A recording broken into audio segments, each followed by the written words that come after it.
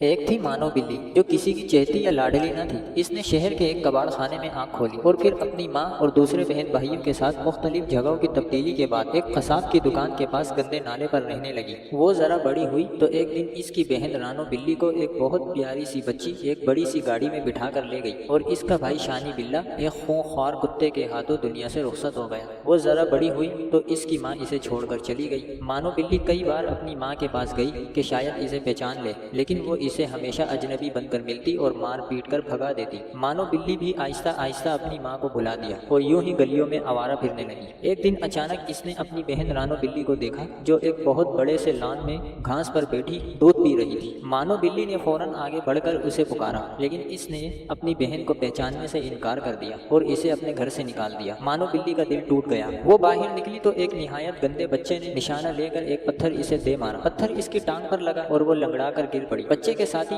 इसके सुनहरे कारनामे पर कहके लगाने लगे। मानो बिल्ली बड़ी मुश्किल से उठी और अपनी जख्मी टांग के साथ भाग खड़ी हुई कि कहीं बाकी बच्चे भी पत्थर लेकर इस पर अपना निशाना ना आजमाने लगे। इसे इंसानों पर गुस्सा आने लगा कि वो किस बेदर्द दलीली से हम जैसे मासूम जानवरों पर जुल्म करते हैं और इन्हें कोई कुछ नहीं कहता। वो अपनी जख्मी टांग के साथ एक घर में दाखिल हुई तो वहाँ एक मेहरबान बच्चे से इसका वास्ता पड़ा। बच्चे को इसकी हालत पर बहुत तरस आया। कुछ देर बाद वो इसके लिए एक प्याले में दूध ले आया। मानो बिल्ली पहले तो झिझकी, इसे भूख भी जोर की लगी हुई थी। इसने बच्चे की तरफ देखा जो दूर जाकर खड़ा हुआ था। मानो बिल्ली ने थोड़ा सा दूध पिया तो इसकी भूख और ज्यादा जाग उठी। इसने जल्द ही सारा दूध पी लिया और लेट गई। बच्चा इसके पास आहिस्ता आहिस्ता आगे बढ़ा और बड़े मेहरबान हाथों से इसकी जख्मी टांग टटोली। फिर वो अंदर चला गया तो मानो बिल्ली ने भागने का सोचा, मगर अपने इस नए मेहरबान दोस्त को छोड़ने का इसका जी ना चाहा। आखिर बच्चा आया तो इसके हाथों में मरहम पट्टी थी। मरहम पट्टी होने के बाद मानो बिल्ली को कुछ सुकून हुआ तो वो सो गई। अगले दिन बच्चा इसे अपने घर के अंदर ले गया। इसके वालिदीन भी मानो बिल्ली को मेहरबान आंखों से देखने लगे। चुनाचा जल्द ही वो इस घर में घर के एक फर्द की तरह रहने लगी। मेहरबान बच्चा इसे लेकर बाहर जाता, इसके लिए इसकी पसंदीदा ग़िज़ा लाता, इसे साफ सुथरा रखता। मानो बिल्ली का दिल वहाँ लग गया। इन सब की मेहरबानियों का सिला इसने ये दिया कि इस घर में तमाम चूहों को घर छोड़ने पर मजबूर कर दिया। लाल बेग और दूसरे कीड़े मकोड़े भी इसने खत्म कर डाले। जब वो आई थी चूहों की जान पर बनी हुई थी। इनका कोई हरबा कामयाब ना होता। मानो बिल्ली झट इन्हें पकड़ लेती और खा जाती। अच्छा खाना, आराम और सबकी तवज्जो मिलने लगी तो मानो बिल्ली आहिस्ता आहिस्ता कामचोर होने लगी। खा पी कर वो सारा दिन और रात सोती रहती। अक्सर चोरी छुपके से दूध भी पी लेती। कभी दूसरी चीजें भी चुपके से हड़प कर जाती।